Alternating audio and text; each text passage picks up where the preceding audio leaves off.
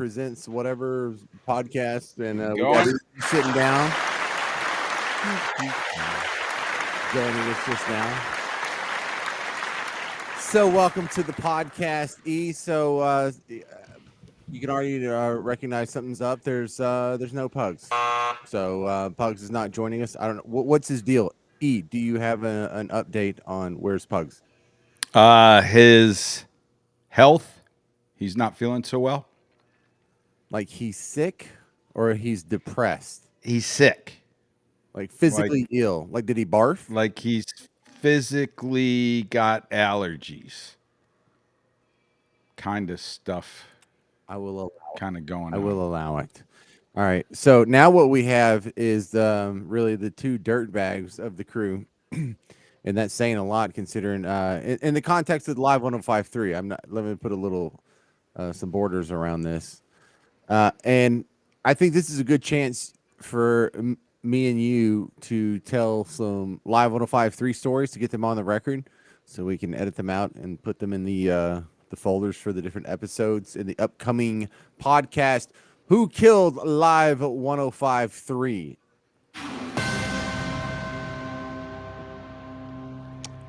I mean, there are a lot of opinions, but all those opinions seem to circle back to just a few people. Yeah, let's have that discussion real quick. Let's do the I mean, is it hang on, how do I do the two side by side? It won't do it. It's because my screen's not big enough. No. Never mind. All right, I wanted to have the conversation because as we've done almost 20 interviews now, the answer, of course, there's not going to be just one answer. It's not like someone came in and blew it up. But one of the corral of answers is a little bit of it was Russ Martin being a dick and being hard for people to work with. He ran off several people. He ran off the original midday show. He ran off Ron and Don. He ran off basically Pugs and Kelly. He was awful to Mish. He was awful to Larry's show. He was awful to so basically everybody, but it seemed Jagger, I guess, escaped some of the wrath. And Jody Dean never had a problem with it, but he didn't work at 105.3. So, I mean, that's part of it. Part of it was because they wanted a sports station so they could get the Cowboys. When I say they, I mean the owners of 105.3. Part of it is because Howard Stern left, and that was one big basic building block that, you know, as well as Jagger did, that just started the eventual tumble to where it was solid when it was Howard, Pugs and Kelly, and Russ. And then you take away Howard and then Pugs and Kelly, and then Russ gets arrested. And then what's left? And so that the first Jenga block that gets pulled out of that trifecta there was Howard Stern. So, you know, of course, it's not going to be so simple as to this is what killed Live 105.3. But so far, that seems to be the answers that are swirling around. Yeah, and you know, and I would say all that's obviously in play from the 20 interviews that we have done so far. I also look at just back in general that time period.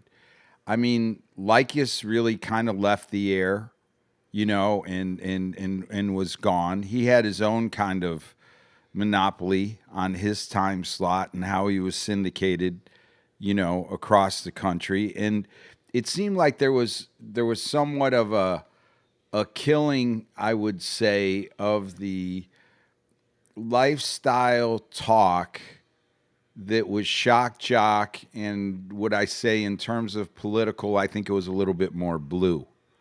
Like, I think the Rush Limbaughs, the news shows, the things that were right wing seemed to still progress in terms of a form of talk. But that shock jock kind of, hey, maybe a little bit more blue than people in Texas would want, I think that got shut down pretty much everywhere. Chicago to LA, New York. I mean, all of those type markets were experiencing some bigger shock jock guys getting canned. So Do you? yeah, and that was sort of one of the answers is sort of the general national trend of hot talk stations in that format were going away in other markets. So it's only natural that it was. I mean, it seems more natural that it would also happen in Dallas. So no one catches any blame on that one in Dallas if you're just getting caught up in larger national trends. But oh no, it had some problems. The reason why this is such a fascinating talk is because it didn't have the problems that caused most radio stations to fail. Remember, this, Emil, and for the guy listening, let me just remind you: the reason most radio stations fail is because they can't get ratings, they can't get revenue, and that's your report card. When you work in the radio industry, your report card only has two subjects on it: ratings and revenue. And this station did really good in both, and it still collapsed. And that's why this is such a fun talk to have. Like, how do you do that good in the two hardest categories, and you can't hold this other stuff that seems to be, like just y'all had sour relationships at work. That's really what brought it.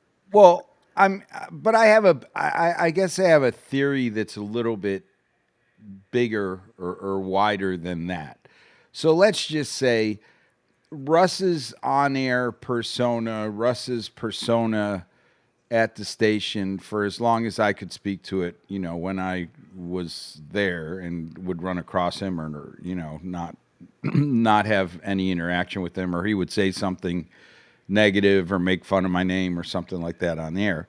I think his on-air personality, regardless of 1053, wherever he was with any show that was on the station, he always kind of had this on-air persona or portrayed himself as the big bully, in the rotation. And so I don't know that anybody, after you pay attention to it and look for a while, should be shocked that, oh, Russ was playing the bully. I think the way that he started playing the bully and how he got away with it, like, when the program director left, the guy that was in California, I think his personality just seemed to ramp up because what was it? Who was the guy in California? I forget his name now. Who he said he was the program director, Bob McNeil. So when Bob McNeil said, "Hey, when Russ, I left, he was one way, and then the Russ that I was hearing about over years turned into somebody entirely different." And I think really that did play a part in it. And then Gavin having to figure out how to rein in your number one guy, that his shtick is that he beats up on everybody else that's on the station. You agree? Disagree? I do. But the questions are, if there is a linchpin on what killed Live 1053, you have to ask: would Live 1053 have survived if Russ hadn't been fired or hadn't, gotten arrested for the domestic violence, which basically got him kicked out? Um, Well, would it have survived if Pugs and Kelly and Jagger were both still there? Russ Martin gets arrested and he gets kicked off the station. Maybe they maintain the format because they have the two building blocks there before him. I mean, I look at it and go, wow, one of the best things that happened when Pugs and Kelly got canceled, and that meant that we all were shown the door, me as the third chair, yuck seat, or whatever it was they brought on Ben and Skin, and that show really has turned into, a going thing. So in terms of that, like I look at that and I go, huh, okay, but what if you did have a Ben and Skin and a Pugs and Kelly and a Jagger, and you didn't have Russ? Do I think that station would have survived? Hell yeah, I do. I I think the personalities have matured and continue to mature since they've been on the air or off the air. And the show that is done today is done with the thought process of somebody that's 40 versus the thought process of somebody that's 30. So I think we do things a little different. And I would say that Howard Stern has done the same thing. I mean, he's not the same Howard, but he is the same Howard. Oh, look at this. Pugs is showing up to the show he's giving. Oh, we got canceled. We know you didn't get canceled, semantic police. Dang it. It's not like this is even going to make the cut. If you want to join the show, join the show. If not, just listen and hush. Right?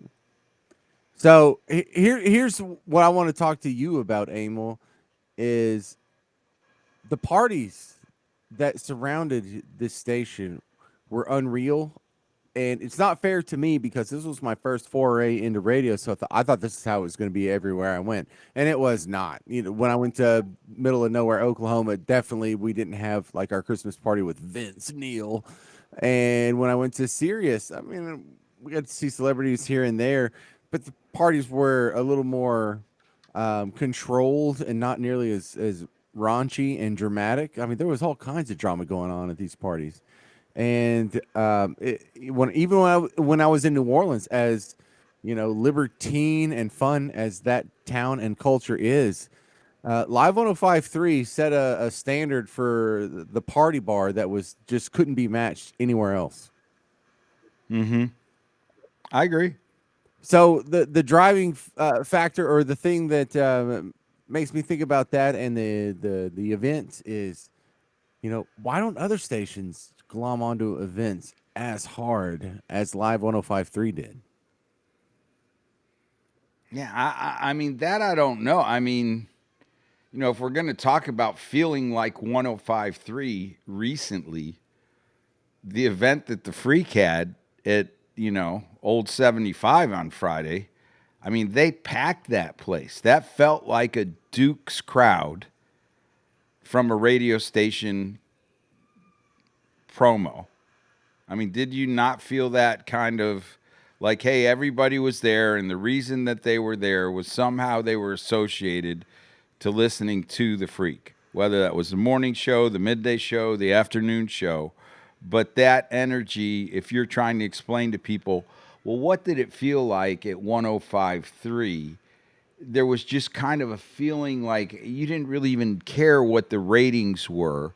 You knew that the audience was going to respond. You knew that the phones were going to ring. You could open up the phone lines. You could talk on a topic, and people were out there listening, and the phone lines were just constantly alive. If you said something really controversial and you said something that was out there dancing on the edge, you would make the phone lines light up. Those 10 lines would be blink, blink, blink, and they just kind of keep on going like that. And so I think there was just confidence, whether you were a host or you were a co-host or a third chair or just, any part of a show, that you felt like the audience was always somewhere with you. I mean, that's kind of how it felt for me. I don't know how it felt for Well, you, the but reason why, looking back, I feel like that's a medal you could put around your neck is, you know, there's a debate when you go to radio conventions and talk to other radio people, that if you have a dedicated audience of 10,000, that's better than having a fairly passive, flighty audience of 100,000. Because who cares what your cume is if you invite people to a bar and they don't show up, you can't like actually manifest that into something. That's where the real value is, and uh, 10,000 dedicated listeners are incredibly valuable. So you people that were a dedicated listener, oh, we know exactly how valuable you are, and that's what made them sort of, I don't want to say invincible, but it made everything they did a success. They could, if you can fill any bar you want, who's not going to buy an event from you? oh, I agree. I mean, and so now you have this situation where you saw what you saw on Friday at the Old 75, and then you harken back to, well, what did it feel like? Well, it felt like when you would show up at, dodgeball, or when you would show up at a station event, you were noticed, the audience was paying attention, and you got to figure out what bits, what segments, what things that you said were resonating amongst a crowd of people that you had a relationship with on a daily basis. And I think that also helped us hone our craft, or hone our shows to, okay, we went out there, we did this. the phone lines are open. Yeah, people are calling and you're taking in calls, but you're not getting everybody that's listening into that segment.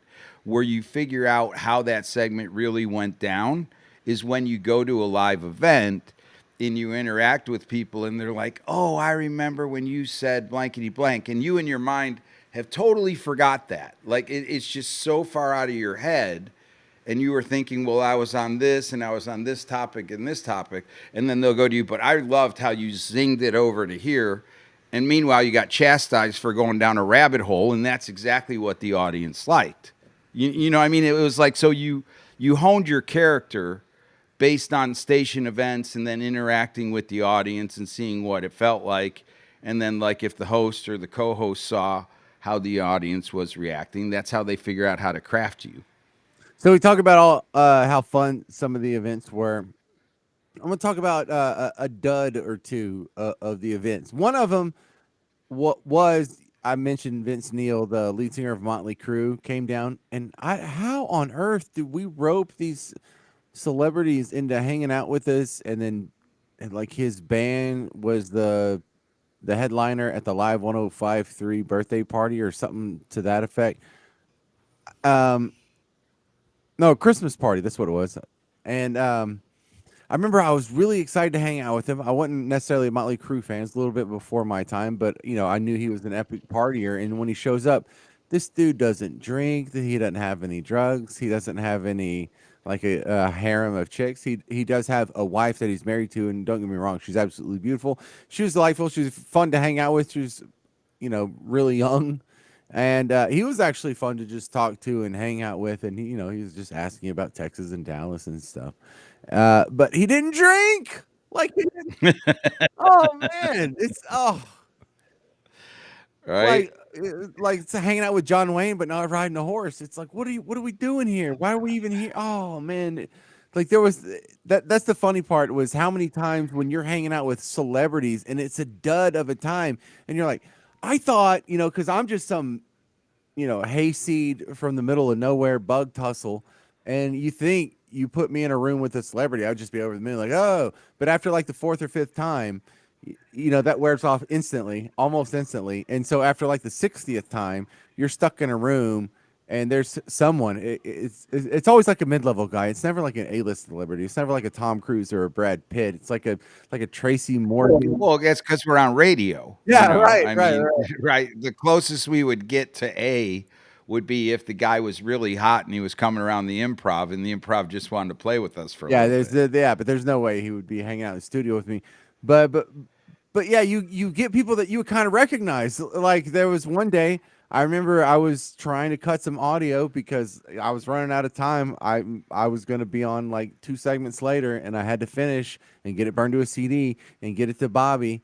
And Shaggy wants another Mountain Dew. So I have to get up off of my ass and go walk all the way around all 3 studios to where they have the freebie cooler in the conference room to get Shaggy a Diet Mountain Dew. Oh, and it has to be the Code Red. You understand that name? Not that he was being a diva about it. He just liked the Code Red. And I want to make Shaggy happy. But that was the weird part about how almost instantly you give zero craps about celebrity in the wrong situation.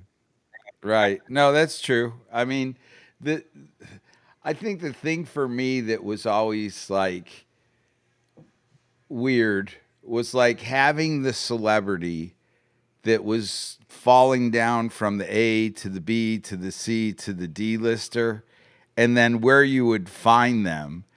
And do you remember Peter Frampton? Frampton Comes Comes alive. Alive, Yeah. right? So, like, I'm, born in 63. I'm about to be 60. Frampton Comes Alive. And that album, like, when I was a teenager, I mean, he was like a god, like just Peter Frampton and that whole album. There was just this He kind was of a like vibe to Ed it. Sheeran is today or Harry Styles. Something. I mean, it just crazy. Like all the girls loved him. He did that synthesizer thing. Do you feel like we do? The whole bit. And I was doing the New You show, and I remember, and I was on Saturdays and Sundays, and it was a Saturday show, and he was playing at Billy Bob's, in Fort Worth. And I was thinking to myself, wow, like how far has this star traveled down to the fact where he's actually on a health and nutrition show on Saturdays and we're talking about filling him up at Billy Bob's. Like I felt bad, like in like I shouldn't have this guy. Like he should not be. You know what I mean? And you would see that, and then they would come into the studio and you'd talk to him in the breaks, and you would find out, man, they were just like us. They just like to do it. Like he didn't need the money. He just liked to play in front of people, and that's what his world was. And he was just used to traveling. And I remember Fastball was in the studio and I was talking to them and they were like, dude, we can't tell you where we've been over the last 4 or 5 years. We've been on a bus, we've been on an airplane, and we played some gigs. But if you ask me to specifically stop time and tell you what city we've been in, what states we've been in, I can't tell you. And they literally were honest with me. And I was like, really? And they're like, yeah, it's been like 4 years and we just, we don't go home. Yeah, my only real close experience with anyone who lives the rock star lifestyle, I am friends with Mark Rez, the drummer for the Toadies, and he absolutely loves that he just goes to sleep and wakes up in a different part of the universe. When on tour, like Right. it doesn't matter. Every day is an adventure, and like I hear some people say it gets old, like especially businessmen. They're like, I'm always in airports, or I'm always on an airplane, or I'm always in a hotel or something. He doesn't have that take on it. He doesn't like being in the bus for too long, but you're in there for a few hours. You sleep most of the time, and then you go to someplace and you get to hang out in it for hours at a time. You do a show, maybe you hang out for a few more hours while you're still there before you head to the next place, or even a day or two. And so it just like you go on all these little side quests. You give yourself these side quests, and I love hearing his stories because sometimes they're like, yeah, so we were in like Portland, we decided to do paddle boats in the Sound or something, and that's something that most people do not get to experience, like not even close. No, I agree. I agree. It was, yeah, it was one of the best times, most fun times, most eye-opening times that I can think of. Like just being able to interchange with people who were on that circuit, who were going around. Another thing, a lot of things that I think about with 105.3 is the amount of comics that kind of ran through there, or the comics that got even just started there, like with Pugs and Kelly's show. How they would constantly be putting guys up, and Pugs and Kelly did have an ear for guys that ultimately went on to be successful. I mean, that was pretty impressive. I also thought for a show that was on that station, that obviously had support for being on that station, but they were still able to cultivate guys out of the Texas or Dallas area comedy scene that went on to do some big things. One that I can think of immediately was Dustin Ybarra. I mean, he went on to do some stuff. The guy Mark Agee, he was doing stand up. He went on to write. He's writing, a writer for a big show. Justin Foster, Varghese. What's the other guy that was on with Dan? Raj Sharma. He went on and he's done some comedy. So all those guys really have kind of been impressive. Look, David Little, that's a nice thing to say. Dean. Look, I I'm gonna crap all over that, but I'm gonna do so respectfully. You understand? We're friends, and I don't want you to take this the wrong way, but I think you're absolutely wrong on that. I found it totally disheartening how many amazing comics were coming through.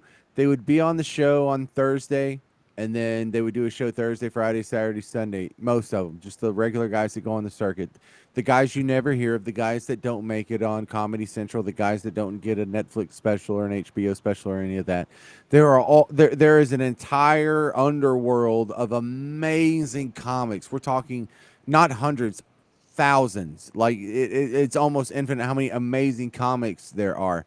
And when you even get to like the cream of the crop, there's probably, I mean, I probably met 60 guys that I would say are elite comics, and we only get to hear about 10 of them. I mean, how many comics can a regular guy on the street name? 10, maybe 20. And so I feel the same way about musicians. Like, how many awesome local bands just in Dallas do you hear? And you're like, this is better than half the crap on the radio. Why aren't they bigger? Well, it's just there can only be four. Well, I'm not saying it's hard. I guess what I'm saying is I thought it was cool that a show like Pugs and Kelly, or for that matter, a station like 1053, had the ability to help artists that were starting out rotate or spin into a bigger circle. Now, was that circle ultimately large enough, or was that success big enough to create FU money? No. That happened probably to, maybe 1% less than that. But in terms of being able to say, hey, for a bit, for a period in time, I spun out of my Dallas market and did some live stand up on a tour and at least got to go do that. That to me is moving artists forward. Yeah, you maybe didn't throw them into Hollywood or they didn't get a Netflix, opportunity, but you can look back and go, well, hey, because I did get on Pugs and Kelly, because I did do this, somehow that spun me into that next orbit, and I got to hit another one and another one and another one to keep on going up. I mean, I think about, Sebastian Maniscalco. Like that guy right now is as hot as it gets. He's got, movies going on here and there.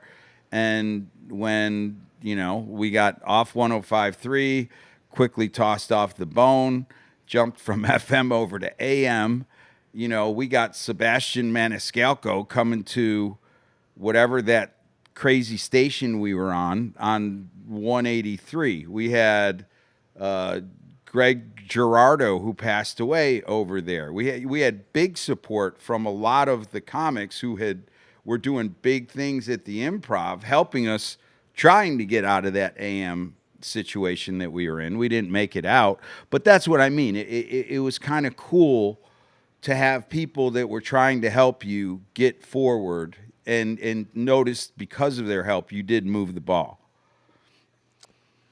Okay, I want to take advantage of our time today to get a couple things on the record specifically for the podcast series Who Killed One Live 105.3. Can you indulge me two story times real quick, Emil?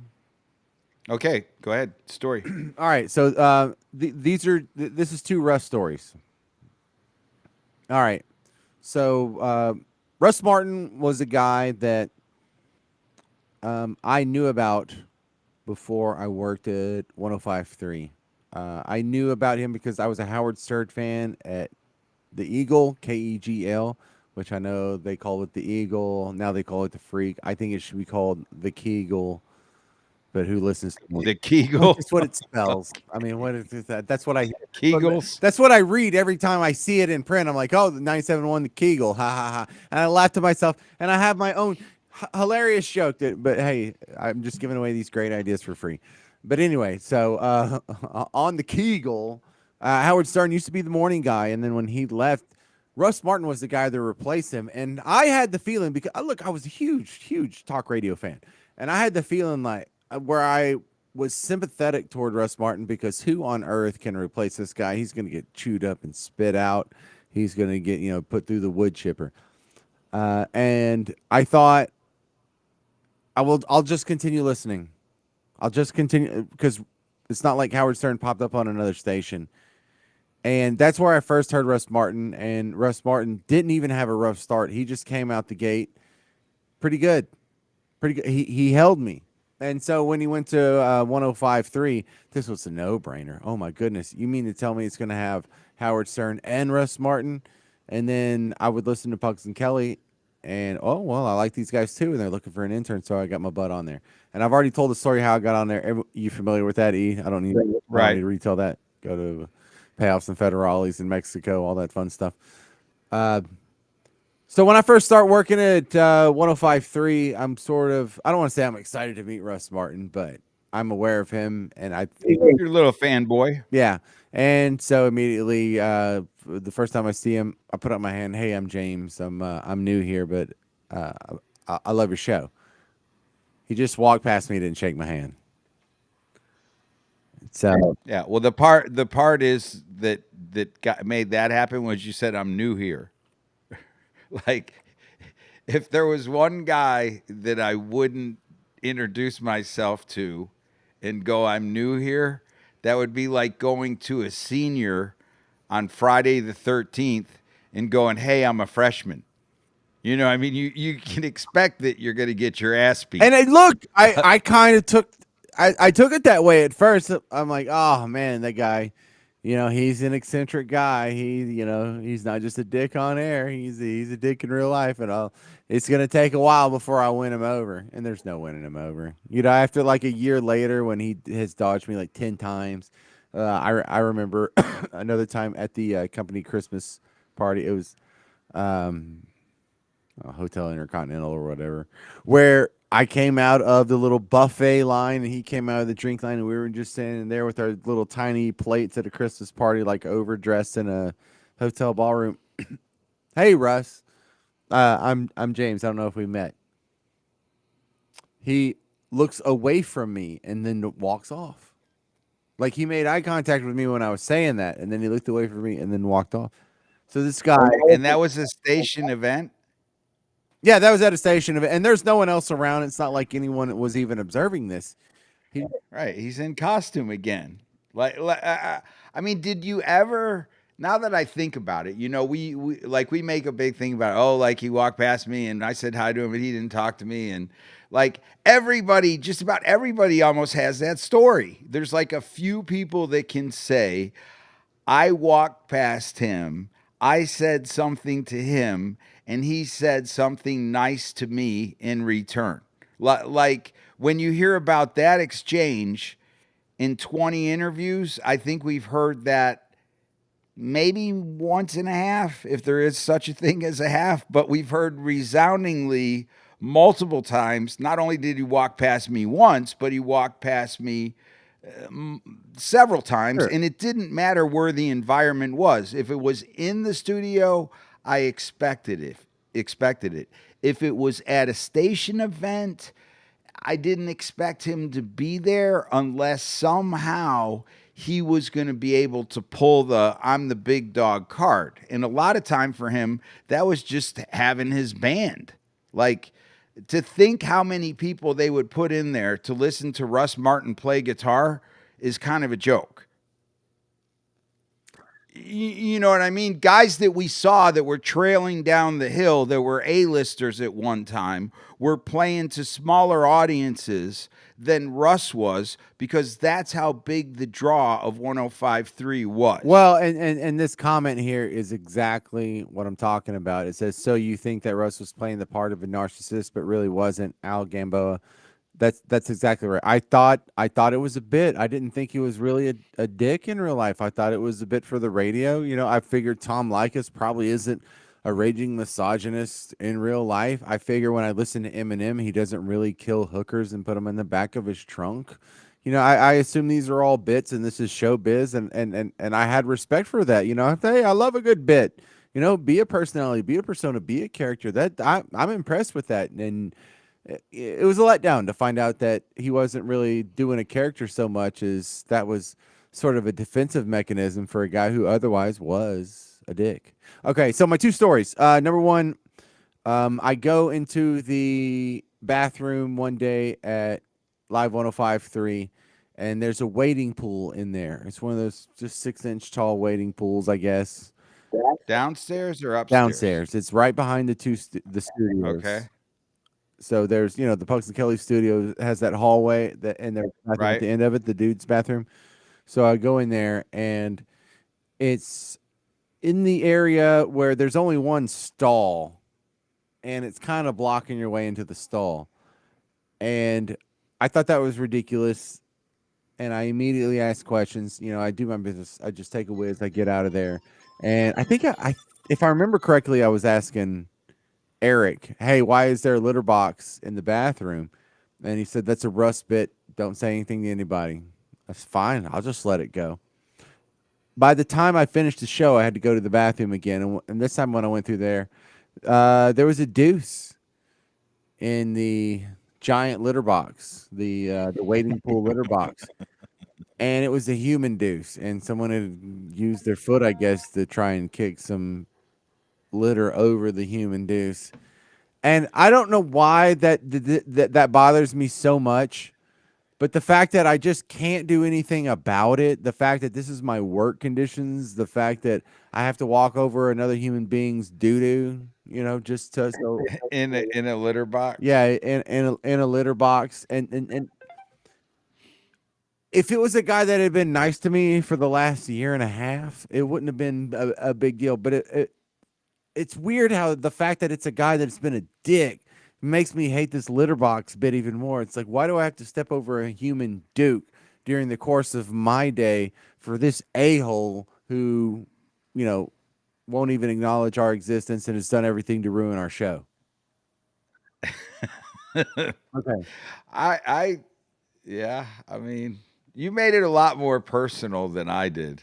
I I actually kind of thought it was cool that he was talking, even though he was talking crap about me and making fun of my name and this, that, and the other. I kind of thought, well, I must be irritating you, or you wouldn't be talking about Oh me. yeah, So but no, it's different for you because you're a guy that I kind of like whether or that, not he you likes know. you, at least he's talking about you. But I was a grunt at the time. I was a producer on the Pugs and Kelly show, so it wasn't doing me any good. I was So you want his favor, I Well, guess. I didn't Yeah, necessarily want his favor. How about I don't have to step over his doo doo during the normal right. course of my work day? And I don't know. The other story, this is something that I am only telling this story because he's dead. So everyone pay attention to this little juicy nugget that I've never told in public before. Oh my. All right. So they got in this bit, the Russ Martin show, where they would bring a gun into the studio and they would put blanks in it. And then they Mm-hmm. would shoot the gun. They would shoot the gun with the blanks in it. Mm-hmm. So when you're walking past the Russ Martin studio, you will see a guy with a gun pointing it, and he is pulling the trigger, and the gun goes bang, and it makes the exact same sound that a bullet with a projectile makes, except there's a blank in there. A blank in it, Right. exactly. So if you're a guy that is going from the Pugs and Kelly office to the bathroom and you walk past and you hear, because it's a soundproof booth, but it's not 100% soundproof. So if you hear like a hey, and you look and then someone goes, hang on, I got it over here. It's something close to like this. It's like a that kind of freaks you out, right? Yeah, I mean it was better. That one sounded from a long way away. This one sounded like a close up Like maybe, gunshot. right? Well, Yeah, yeah. I can't look. Minus the ricochet. Yeah, well, so it was muffled though because they were in a radio studio. But Russ Martin points a gun at me and shoots a blank round in my direction with the barrel of the gun pointed in my direction. I don't freak out, like fall down, like go oh, but I do kind of go God, like that, like what the I do. Right. So if somebody hadn't yelled "cold gun" and you were on the set of Rust, we may basically you may be dead. Is what it felt like to Right, you. and so I was just walking, and it kind of made me jerk up in my position like that, and that was the only reaction I got. But they fell out laughing, and it's not that big of a deal. I wasn't hurt, and I don't really care if they laugh at me, and it doesn't hurt my feelings. I didn't hold their opinion in high regard, but there was a conversation I had with Pugs. This is the only time I really wish Pugs was here. So I had a conversation with Pugs. I'm like, should I tell Gavin? And Bugs goes, "Oh my God, no! Are you an idiot?" And I thought, I don't know, maybe I am. And Pug says, "This is how it would go. Uh, I'm Gavin. You're you. Complain to me." I was like, "Okay, so hey, Rush shot a gun that with a blank round in it at me, and I'm just not really comfortable with that." Oh, really? Do you know it was a real gun? How do you know it wasn't a cap gun? Did you see the gun? What kind of gun was it? What kind of caliber was it? How do you know it wasn't a fake gun? How do you know it wasn't a toy gun? Well, because everything they did on that show was a bit. Yeah, Even if it wasn't a bit, it was a bit. yeah, and so it's like, oh well, I don't know, except for the fact they talked about it on the air that they have a gun, and they've got blanks, and they've been making loud poppy noises for the last week or so. It's a bit that they were dragging out, and so it just progressed to the part where they were aiming it at coworkers. And Pugs was right. Pugs was right. There's no way I can prove that it was even a real gun with blanks. There's no way, even if my little petty ass took it to HR, that they would even listen to me for 5 seconds, considering the amount of revenue that was tied up into him versus what I was worth to them. And HR didn't exist back then. I mean, if we're gonna be honest, HR back then, I don't know what that HR department looks like relative to what a real HR department is today. Like, there, yeah, that would have been HR what? HR puffin stuff. Like, I mean, that may have been who you were asking for, but there was nobody going to step in at 105.3 from the HR department and correct Russ, you know, or pretty much any show for that matter. I mean, we were allowed to kind of do. It reminded me back when I was a high school senior, and there were, you know, juniors, sophomores, and freshmen, and you know, we were freshmen and they were the seniors, and you know, there would be days Friday the 13th that, you know, you would not want to go to school because you knew the seniors were going to pick on you, and that would just be how it goes. So telling stories, I had an opinion of everybody, you know, before I got started over there, because I listened for a little bit and then got on air and did the show. And I assumed radio was real, just like, you know, at one point you assume that wrestling is real, you know, and so it felt to me like it was real. And I found out, you know, as I saw shows that, yeah, the bits were real, with the exception of that show that was in the afternoon. Those were actually rehearsed. They had sometimes scripts. They had things planted well, outside. it's not They always guaranteed. There are a lot of talk radio shows that are fake. They're intentionally fake. That's part of the bit, and the audience is in on it in most of them. But there's a few that are in the gray area. Tom Likas is one of those shows that's like Russ Martin, to where Tom Likas has this persona that you know he's not like that in real life. You know it's fake. So So then, yeah, you know, so then as it progressed and I got there longer, I got to understand that it wasn't all real and it was this and it was that. And it was when the bullying started of all the shows. Like when he was like, "Oh, well, you know, I'm going to go down and talk to Gavin, or I'm going to talk to management. I'm going to get him taken off the air, and that weirdo dude that's on the week, you know." And he just started rambling on like he had some kind of power over what happened over all of that. That's when I think it started to get friction, for lack of a better word, because you felt like somebody was messing with potentially your paycheck, or messing with potentially your job. And so then, whether you personally showed that on air, I think that cancer started to erode you inside. And it got then to the point where you felt like if you could play with people on the station, you could play with basically pretty much everybody, even sometimes Dan and Alfie and Chloe back at the time. You could have some good exchanges with, but it could never be expected to travel into Russ's show and come out the same way. It was kind of like, hey, what Russ does with it, I don't know, but we like you guys. We're friendly with you. But what happens over here, I'm not part of that. I'm just part of that show. You know, I mean, that was kind of always the disclaimer that you would get. And so that kind of felt a little bit weird. And what started to piss me off, honestly, if I can think when it started to matter, or is before it just kind of rolled off my back, it was the first time that he had gotten in trouble. And of course, we weren't allowed to talk about it, right? We couldn't say anything that had happened when in you say that in trouble, domestic. you mean arrested for domestic assault? I see. I even said it the way that they wanted us to say. You know what I mean? It We're was like, gone. don't talk. Let's say it, baby. That's the whole point of this podcast. Is just Right. pull But I it mean, out it and was put it like on the there, table, man. we weren't supposed to talk about it, although there was nothing more that the audience wanted to do was that to talk about it. And so they would call in on the phone lines, and your phone screener would have to go, hey, we can't talk about that. You'd almost have to kill it before it ever got live on 105.3. And so that always felt like, why am I having to do this? And why is the audience being drugged through this? We just need to up and say what happened and move on. And it never happened. It always was some different kind of a reason, and it just got frustrating to the point where he was beating you up. You had the ability to beat the living crap out of him for his behavior, but then you had to hands off, and then you had to listen to him beating on you in the midst of him knowing that you couldn't beat on him. And that to me is where I got really pissed.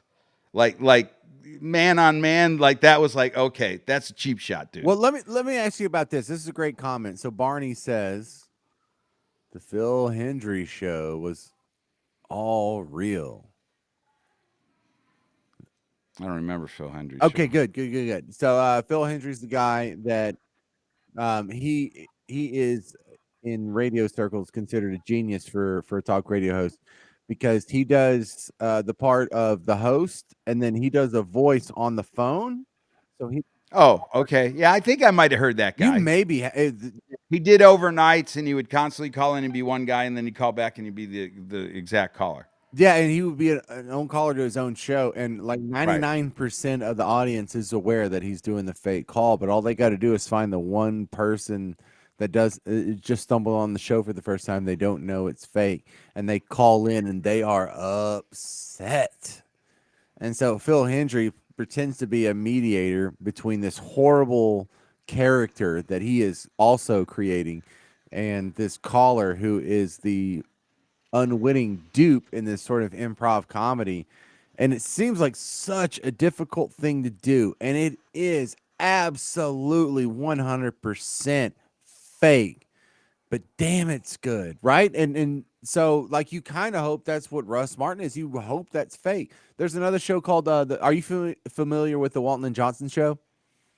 All Not. right, so it's these two guys. It's Kenny who plays himself, and then Steve Johnson who does the voice of three different characters, and all three of these characters, they don't exist, but he plays like a black guy, a white hick, and a gay guy, and they all talk to Kenny, and so that's the funny part of the show is you got to imagine every day there's someone tuning into that show, and they don't know that it's one guy doing three voices, and you the Right. first time you're exposed to it, you don't know. No, I didn't know. I remember exactly the show you're talking about now. They played that years ago, and it was a guy that was on in overnights, or at least when I heard it, it was on in overnights, Yeah, and it was interesting. so in talk radio circles, those guys are considered to be geniuses. Those guys that do a bit like when Stephen Colbert was doing not what he's doing now, but when he was the Colbert Show and he was sort of the through the looking glass version of Bill O'Reilly. We all recognize that as an amazing talent, the ability to do that, to do what Phil Hendry does, to do what Walton and Johnson does, or Steve Johnson does, to do what Stephen Colbert did with the Colbert Report. That is a level of talent that it's Babe Ruth, LeBron James, whatever of our industry. And I thought Russ Martin was somewhere hitting in that category. And the fact that he's not fake, the fact that he's really a dick, tears all of that down. Like the scaffolding just got knocked out from under him, and he comes all the way crashing down. He really is just a dickhead. Well, I get how a lot of people can get there. I think he was a huge part of the success, and somehow I think that success went to his head, and then he, in my opinion, had a big role in being a huge part of the fall. So I guess you have to thank him for the rise, and I guess give him some blame for the fall. You know, Truth. Agreed. Totally agree. but staying positive. If not for that, I don't think there would be this current energy, this current camaraderie between the audience, like you're still seeing in the chat room, shows that were, or hosts or people that worked at 105.3. It was kind of almost in that time of your life, but then there was that stressor that was, you know what I mean? Like you enjoyed it, but always there was like, oh, well, you might be kicked off the boat because the guy that's the supposed captain isn't sure that he likes you. And so you were always somewhat kept in check, and it kind of kept you on top of your game all the time. Like you were always paying attention, you were always listening. Like you found yourself listening to the other shows. Like you'd listen in the morning, you'd obviously do your spot in the middle or the midday if you're on P&K, and then you would listen to Russ, and then you would listen to Lycus, and then you would listen to BDH, and then you'd start your day all back together again. And it was almost like it was that homework that you were doing when you weren't on air, that you were becoming part of that community and understanding what the, they weren't Tolos back then, but what the Tolos were doing, or what the P1s were doing, or what the now on, the Freak, what the Glens are doing. I mean, it's that type of commitment from the shows and the hosts, and the ability to crosstalk and jump over and jump there. That's what I think builds that community. And I think that's now when you sit out here as somebody that was part of that, and you go, wow, it's because of the way we all were. And what was the force that we were kind of all fighting? It was that show in the afternoon. It was that bully, that was on the playground that was like, hey, I'm the big bad bitch here, and you all are coming in underneath me. And you had that fire then to someday, bully, I'm going to knock you on your ass. I mean, that's kind of what I think it felt like, and it bred. Well, look, from the inside point of view, we were trying to sort of have the cross show camaraderie that the ticket had, and it was so disappointing that we didn't. You know how cool it was to hear bits that Gordo made in the morning show up on the hard line in the afternoon, or a bit that Corby made on the hard line show up on Norm's show in the middle of the day. And there was a lot of cross pollination like that. And we did have cross pollination with all the other shows except for this one dude. And then this guy just didn't. Well, there was no crosstalk. Like I remember when crosstalk was like, I was like, who's gonna crosstalk from there to Russ? Like that wasn't gonna No, be none P from and the K to show. Russ. But look, Yeah. there was a Jagger played some of my bits that when I would, Of yeah, when course. I would make like a Ranger song or a cowboy song or whatever parody song for Pugs and Kelly. I heard it on the Jagger show. They'd pass it along, and he was cool. Or you could get Dean or Mondo to come in. I mean, they'd all stop in, say hi, jazz. Like everybody was friendly. Like you had an open chair, or you had an open mic if there was something that was going on and you were particularly the butt end of the joke. You could expect to get introduced to every show. Yeah, You and know, look, dude, let's be honest. That's what's got you and me and the people watching us right now so excited about the Freak is the fact that they do have cross pollination across all shows. They do have everyone on the tug of war rope pulling in the same direction, and that makes it so much more likely to be successful and so much more fun to just be a part of. Because there's look, if you're gonna try and get rolled up into that seat, you don't have to choose sides. Everyone's on the same side. It's all relaxed. There's no anxiety. There's no drama. Here, we're just all here to have fun, and that's half the battle. I mean, we're here for fun. We're not here. half. I would say that's 90% of the battle. Like, okay, there are no big salaries in talk. I mean, there may be a few, but for the most part, this is not FU money if you're a talk host on a radio station. So you're doing it because hopefully you love what you're doing, and the income that you get from it gives you enough to keep doing it. But I cannot think of a job that was not really a job like that. Like, okay, we get paid to talk, to express our opinion. I mean, we should thank the heavens, okay, that any money comes from that. And so it's like now, if you had that opportunity again, I value the fact that I like doing that versus a job that I don't like that I get paid. You know, what I mean, there's like, I don't know. It's just it's being older, I guess. All right, so what's next? How do we weasel our fat asses into the freak? Is that what's next? I don't know that we weasel our fat asses into anywhere. I think that we have to be fortunate enough that we have listeners that are still supporting us. I think we're fortunate that we have past advertisers that we still have relationships with, and that we have people that have come back and done these interviews and said, wow, I remember that time, I remember that energy, I remember what that felt like, because for so long it's felt like radio has been losing. Like, I think, the times that or for the time that I've been off air, I haven't like looked back and went, wow, the audience from radio has went from here to here.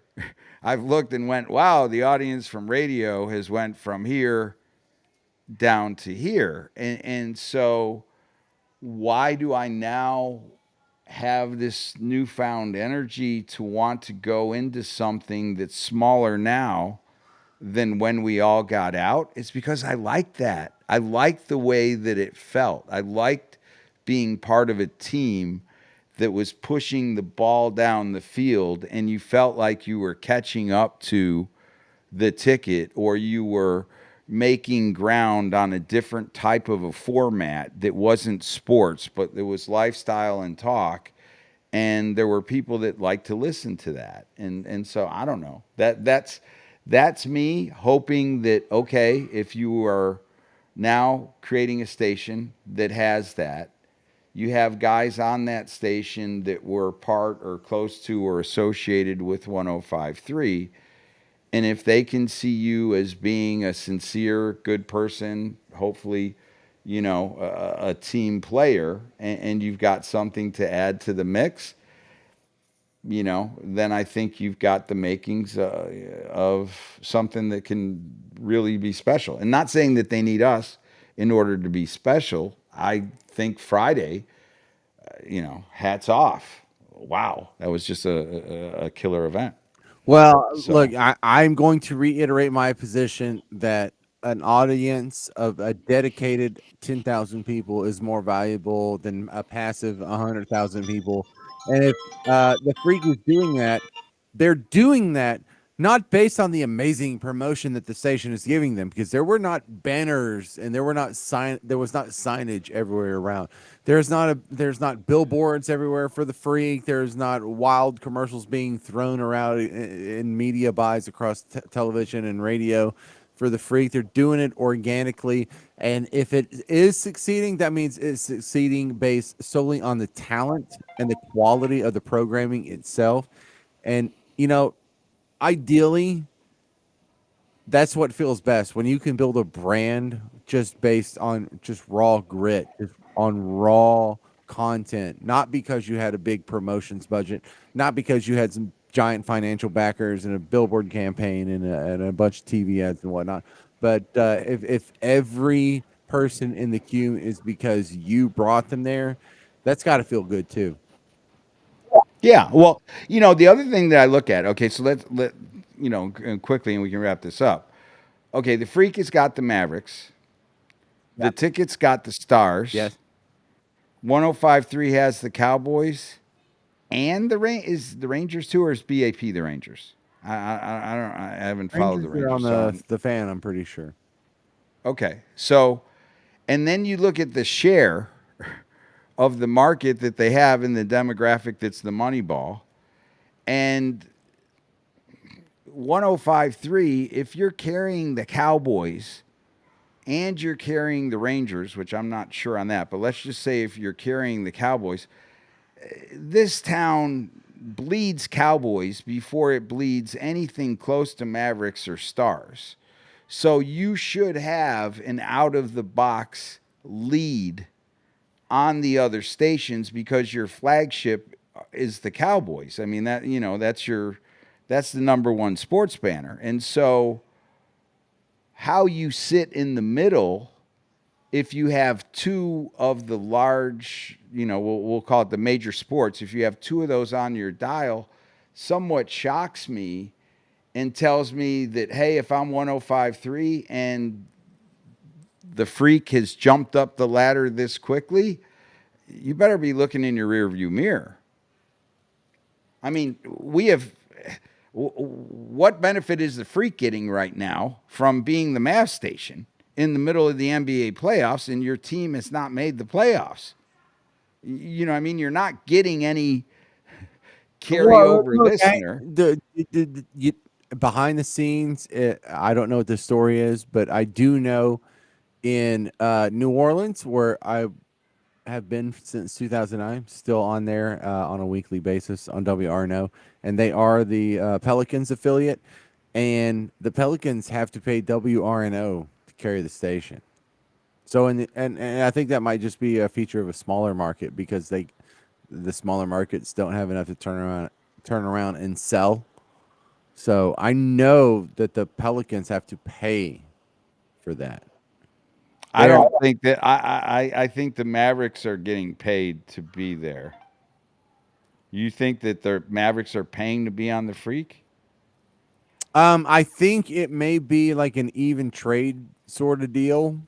The problem is, look, when you have another program like that show up, they have their own commercials to sell, and so your run of schedule spots diminish during that spot, and so it really depends on do you have the extra inventory that you can just give up to a franchise, and if they do, then it's no problem. It's absolutely no problem. Y'all come on. Y'all can take this inventory because we're not even sold out. But if you're sold out, it's a problem. So I don't. It depends on what the situation is at 97.1 before they showed up on whether or not that's a great deal or not, on what the likelihood or whether or not they're getting paid. Now, what I've pulled up here in this other window is for the people who are just casually, radio fans in the Dallas Fort Worth market. This is what the ratings look like. This comes from Nielsen. I'm getting this from allaccess.com. And look at what the number one station, and these are the numbers that are just the regular old 18 plus is what they're called, men and women 18 plus. The number one station in the market right now is the ticket. You see that? Does everyone see that? I do. Then that's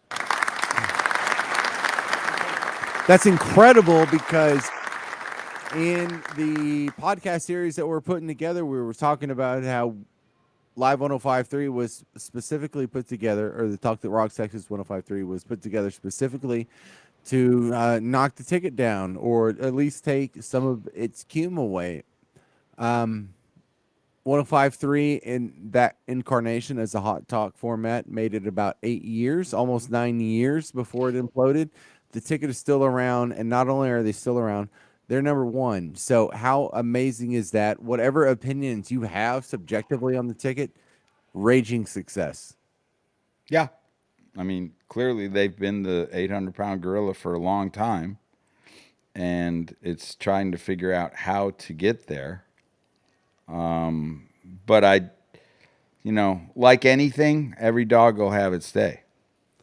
All right, so is this showing up as well in the other screen? Yeah, it is. It So, is. so what I've done, I've scrolled down to KEGL, the freak.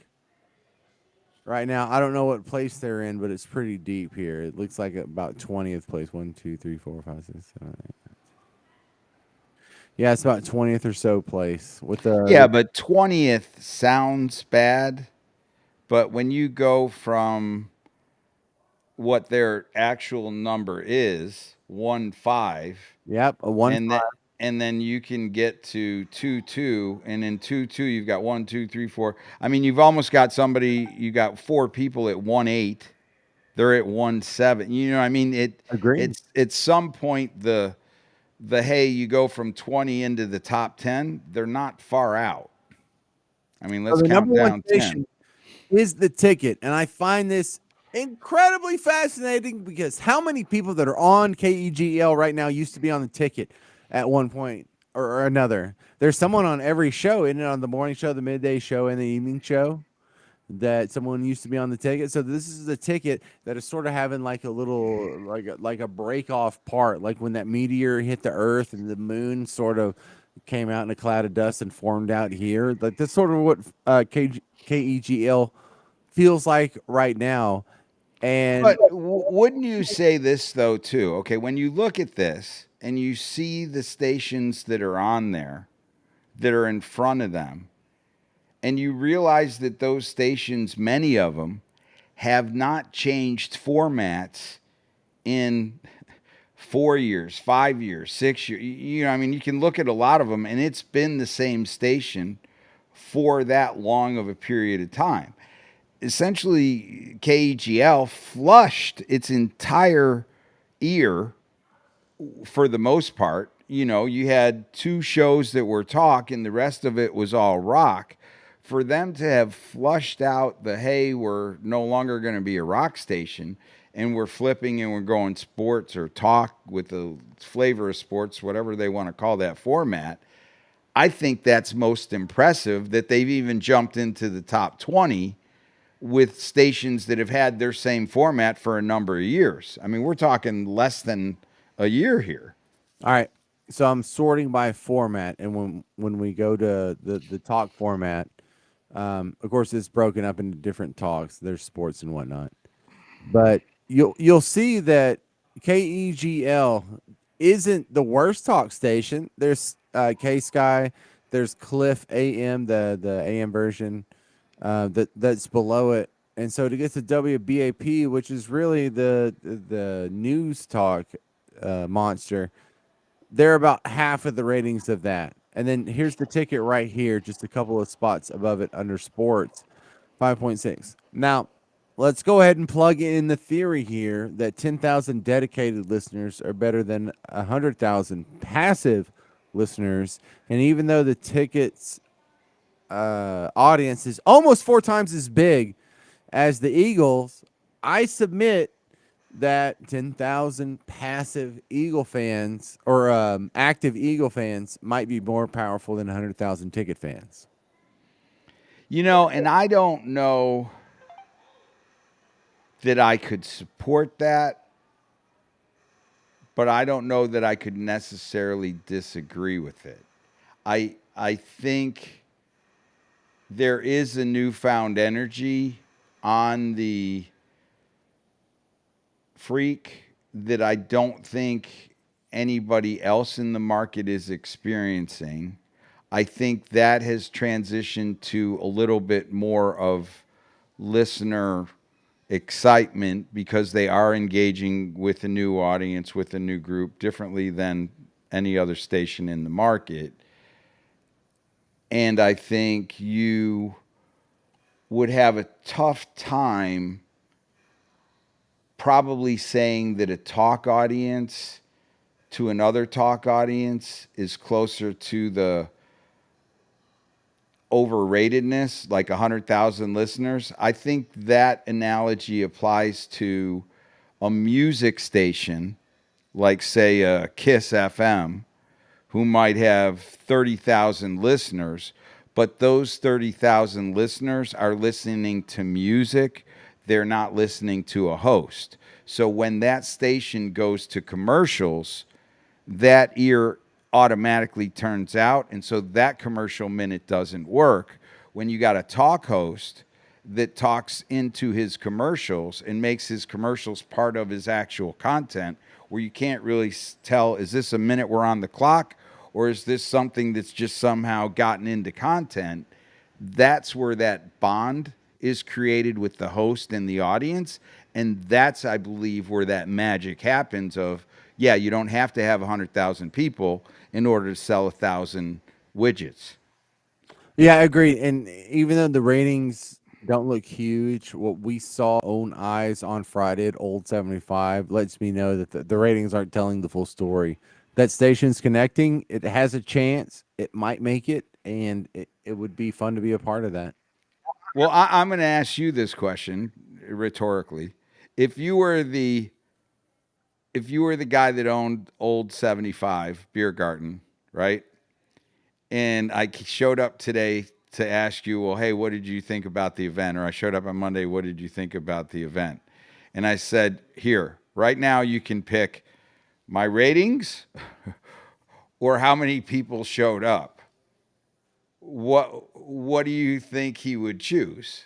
He would say, well, if you can guarantee me that many people every time that the fire marshal is called and there's a waiting line outside my door, I don't give a crap what your ratings Right? are. How can I make this happen every day? How can I make this happen again and again and again? And so it's once you've passed the paper test, okay, I'm going to give these guys a chance, and you outperform your paper, you're hired. I mean, anytime I buy something and I can sell what I bought for more than I bought it for, you can't stop me from buying that again until I don't make money with it. Are you? I mean, that's the entrepreneurial spirit, right? You're like, oh well, I got a Friday. I put 10,000 in my pocket because I advertised 2,000. How many times am I going to give you 2,000 if you're going to give me back 10,000? I'm not worried about what your ratings say. I'm worried about what my cash register and my bank account said. You could tell me you're the number one rated show in DFW, and if you don't hit the turnstile or the cash register with the amount of people that hit Old 75, I could give a crap about your ratings. All right, that's gonna do it for the show. Anything in parting, Emil? You get everything off your chest. Anything you'd like to promote? Oh, I didn't really have anything. I got a lot of shit on my chest, but I didn't get it off. But that's good. That's good. All right, so pay attention to this little tip the show thing down here, and take care of it. That all goes to Pugs, and All of it, every bit. that's it. Bye. That is it. All That's right. it. Peace out.